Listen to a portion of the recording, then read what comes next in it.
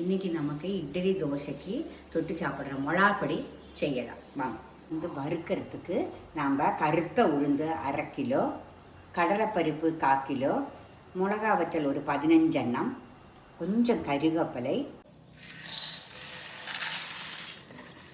இது கூட வறுக்கிறதுக்கு நான் அரிசியும் கூட 1 கிளாஸ் எடுத்து வச்சுருக்கேன், போடலாம். இந்த கடலைப்பருப்பெல்லாம் ஒரு அரை பாவம் நல்லாயிட்டு வருந்தாச்சு. இன்னும் நமக்கு எள்ளை போட்டுக்கலாம். ஒரு 100 கிராம் எள் இருக்குது. வெள்ளை எள்ளாக்கு நான் போட்டிருக்கேன், கருத்த எள்ளும் போட்டுருக்கேன். நான் அரை மணிக்கூர் நல்லாயிட்டு வறுத்தாச்சு. இனி கொஞ்சம் காயப்பொடி போட்டுக்கலாம், கொஞ்சம் உப்பும் கூட போட்டுக்கலாம். நல்லா ஆறியாச்சு. இனி நமக்கு போட்டு பொடிச்சுக்கலாம்.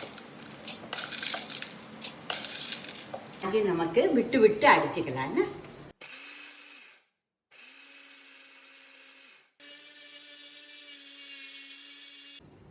இது போல செய்துட்டு பிடிச்சிருந்தா லைக் பண்ணுங்க.